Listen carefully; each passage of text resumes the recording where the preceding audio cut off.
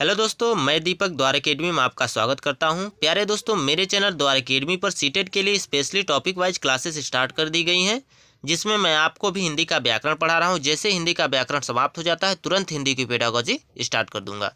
तो चलिए स्टार्ट करते हैं। आज का जो पहला टॉपिक है वह है विशेषण। विशेषण क्या होता है, विशेषण कितने प्रकार के होते हैं और विशेषण से किस प्रकार के प्रश्न पूछे जाते हैं। आपके पास जितने भी डाउट होंगे आज सारे आउट कर दिए जाएंगे। तो चलिए स्टार्ट करते हैं। विशेषण देखिए, विशेषण क्या होता है। जो शब्द संज्ञा या सर्वनाम की विशेषता बताते हैं उन्हें विशेषण कहते हैं। जो शब्द संज्ञा या सर्वनाम की विशेषता बताते हैं उन्हें विशेषण कहते हैं। विशेषण जिसकी विशेषता बताता है उसे विशेष्य कहते हैं। विशेषण जिसकी विशेषता बताता है उसे विशेष्य कहते हैं। विशेषणों की विशेषता बताने वाले शब्द प्रविशेषण कहलाते हैं। ठीक है ना। देखिए, यहाँ जो विशेष शब्द है, विशेष शब्द क्या होता है। विशेष शब्द संज्ञा या सर्वनाम ही होते हैं। विशेष शब्द जो होते हैं संज्ञा या सर्वनाम ही होते हैं।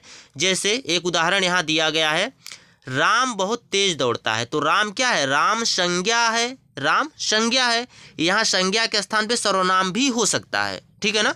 तो राम क्या है, राम संज्ञा है, इसलिए क्या है, यह विशेष है। ठीक है ना। राम तेज दौड़ता है, यहाँ तेज क्या है, राम की विशेषता बतला रहा है कि राम तेज दौड़ता है। ठीक है ना।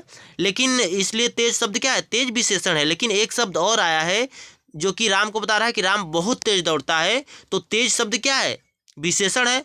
लेकिन जो बहुत शब्द है यह क्या है, प्रविशेषण है, क्योंकि विशेषण की विशेषता को बता रहा है कि राम बहुत तेज दौड़ रहा है या राम बहुत धीमे दौड़ रहा है। तो इस प्रकार के शब्द क्या कहलाते हैं, प्रविशेषण कहलाते हैं। अर्थात वे शब्द जो विशेषण की विशेषता को बताते हैं वे प्रविशेषण कहलाते हैं। विशेषण कुल 4 प्रकार के होते हैं। विशेषण कुल 4 प्रकार के होते हैं। पहला इसका जो प्रकार है वह है गुणवाचक विशेषण। गुणवाचक विशेषण क्या होता है, देखिए, गुणवाचक जो विशेषण होता है, जिन शब्दों द्वारा संज्ञा के गुण अथवा दोष का बोध होता है उन्हें गुणवाचक विशेषण कहते हैं। गुणवाचक विशेषण वे विशेषण होते हैं जो संज्ञा या सर्वनाम के गुण अथवा दोष के बारे में बताते हैं। जैसे वस्तु की बात की जाए तो वस्तु नई है कि पुरानी है, वस्तु नई है कि पुरानी है। व्यक्ति शहरी है कि ग्रामीण है, वस्तु मैदानी है कि शहरी है। पुस्तक या व्यक्ति सुंदर है कि कुरूप है। आदमी लंबा है कि छोटा है। ठीक है ना। इस प्रकार के क्या होते हैं, इस प्रकार के संज्ञा या सर्वनाम का ये विशेषण बताने वाले शब्द क्या होते हैं, गुण को बताते हैं। गुणवाचक विशेषण में क्या होता है, इसके गुण को बताते हैं कि व्यक्ति अच्छा है कि खराब है। ठीक है ना, उसके गुण के बारे में बताते हैं। ठीक है ना। इसके बाद अगला जो प्रकार है वह है परिणामवाचक विशेषण। परिणामवाचक विशेषण क्या होता है, देखिए, परिणामवाचक विशेषण क्या होता है, जिन विशेषण शब्दों द्वारा संज्ञा की मात्रा नाप तौल का बोध हो उन्हें परिणामवाचक विशेषण कहते हैं। ये इस प्रकार के विशेषण होते हैं जिसमें क्या होता है, वस्तु के नाप तौल का बोध होता है। ठीक है ना, यहाँ वस्तु के नाप तौल का बोध होता है। ये 2 प्रकार के होते हैं। परिणामवाचक विशेषण जो होते हैं 2 प्रकार के होते हैं। एक होता है निश्चित परिणामवाचक, दूसरा होता है अनिश्चित परिणामवाचक। निश्चित परिणामवाचक क्या होता है, देखिए, जिन विशेषण शब्दों से संज्ञा की निश्चित मात्रा का बोध होता है उन्हें निश्चित परिणामवाचक विशेषण कहते हैं। जैसे 1 लीटर दूध, 10 मीटर कपड़ा, 1 किलो आलू। यहाँ क्या हो रहा है, यहाँ निश्चित परिणाम का बोध हो रहा है। जबकि अनिश्चित परिणामवाचक क्या होते हैं, जिन विशेषण शब्दों से संज्ञा की अनिश्चित मात्रा का बोध होता है उन्हें अनिश्चित परिणामवाचक विशेषण कहते हैं। जैसे क्या है, जैसे थोड़ा दूध, कुछ शहद, बहुत पानी। ठीक है ना, अधिक पैसा, अधिक रुपया। ठीक है ना, यहाँ क्या हो रहा है, यहाँ अनिश्चित परिणामवाचक का बोध हो रहा है। अर्थात यहाँ किसी निश्चित चीज़ के बारे में नहीं बताया जा रहा है कि कितना दूध है, कि कितना शहद है, कि कितना पानी है। ठीक है ना। इसके बाद अगला जो प्रकार है वह है तीसरा, संख्यावाचक विशेषण। संख्यावाचक विशेषण क्या होता है, जिन विशेषण शब्दों से संज्ञा की संख्या का बोध हो उन्हें संख्यावाचक विशेषण कहते हैं। जैसे 1 मेज, 4 कुर्सियाँ, 10 पुस्तकें, कुछ रुपए इत्यादि संख्यावाचक शब्द तीन प्रकार के होते हैं। यानी कि संख्यावाचक क्या होते हैं? ऐसे विशेषण जो संज्ञा या सर्वनाम की क्या करे, संख्या को प्रदर्शित करे, अर्थात संख्या को बताए। जैसे मेज क्या है? मेज, यहाँ पर मेज संज्ञा है, लेकिन कितना मेज है? एक मेज है। कुर्सी क्या है? कुर्सी संज्ञा है, लेकिन कितनी कुर्सी है? चार है। यहाँ जो है कि संख्या को प्रदर्शित कर रहा है, अर्थात यहाँ पर जो विशेषण है वह संख्यावाचक विशेषण है। जैसे पुस्तक क्या है? पुस्तक जो है कि संज्ञा है, और 10 क्या है? 10 संख्या है, अर्थात यहाँ क्या हो रहा है? संज्ञा की संख्या को प्रदर्शित किया जा रहा है। संख्यावाचक विशेषण तीन प्रकार के होते हैं।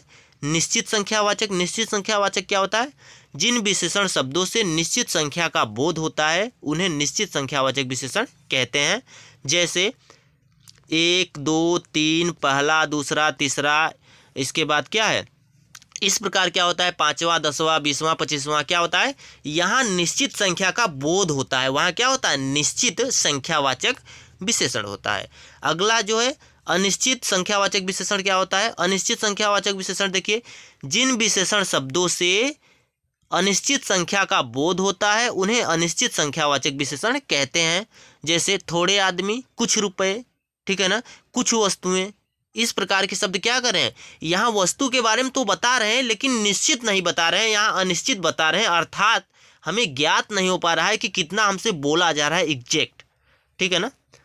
इसके बाद अगला जो है वह है विभाग बोधक। विभाग बोधक, इसका शाब्दिक अर्थ अगर समझा जाए तो प्रत्येक भाग का बोध कराने वाले शब्द ही क्या होते हैं? विभाग बोधक शब्द कहलाते हैं। जैसे जिन विशेषण शब्दों से विभाग या प्रत्येक का बोध होता है, विभाग का मतलब प्रत्येक का बोध होता है, उन्हें विभाग बोधक विशेषण कहते हैं। जैसे प्रत्येक व्यक्ति, प्रत्येक व्यक्ति यहाँ क्या है? बुद्धिमान है। प्रत्येक व्यक्ति यहाँ आलसी हैं। 5 हाथी हैं। यहाँ जो जितनी हाथियाँ हैं, यानी 5 हाथी हैं या 10, 20, 25 जो भी हाथियाँ हैं, यहाँ प्रत्येक हाथी का बोध कराया जा रहा है कि यहाँ 5 यानी कि एक एक करके कुल 5 हाथियाँ हैं। 10 घोड़े हैं, इन सब के पास क्या है? 10 घोड़े हैं। प्रत्येक व्यक्ति बुद्धिमान है, यानी कि हर एक व्यक्ति बुद्धिमान है। अगला जो विशेषण है वह है सार्वनामिक विशेषण। सार्वनामिक विशेषण क्या होता है? देखिए, ये क्या होते हैं? ये मुख्यतः क्या होते हैं? सर्वनाम शब्द ही होते हैं जो कि संज्ञा की विशेषता को बताते हैं, अर्थात इस प्रकार के शब्द जो होते हैं सार्वनामिक विशेषण के अंतर्गत आते हैं। जैसे ये क्या होते हैं? सार्वनामिक जो विशेषण होते हैं एक तरह से सर्वनाम वाले शब्द ही होते हैं और संज्ञा की विशेषता को बताने का काम करते हैं, ठीक है ना। तो चलिए हम स्टार्ट करते हैं। देखिए, सार्वनामिक विशेषण क्या होता है? जो सर्वनाम शब्द संज्ञा के लिए विशेषण का काम करते हैं उन्हें सार्वनामिक विशेषण कहते हैं। यह, वह, जो, सो, कौन, क्या, कोई, ऐसा, ऐसी, वैसी, इसके बाद इत्यादि ऐसे सर्वनाम हैं जो संज्ञा शब्दों के पहले प्रयुक्त होकर विशेषण का कार्य करते हैं, इसलिए इन्हें सार्वनामिक विशेषण हम लोग कहते हैं। जब ये सर्वनाम अकेले प्रयुक्त होते हैं तो सर्वनाम होते हैं। जैसे ये क्या होते हैं? सर्वनाम। जब अकेले प्रयुक्त होते हैं तब सर्वनाम होते हैं। लेकिन अगर इस वाक्य में अगर बात की जाए तो यहाँ देखिए, परीक्षार्थी, परीक्षार्थी क्या है? परीक्षार्थी यहाँ संज्ञा है, यहाँ परीक्षार्थी संज्ञा है, क्योंकि यह वाक्य का हीरो है। वाक्य का हीरो ही क्या कहलाता है? संज्ञा करता होता है, ठीक है ना।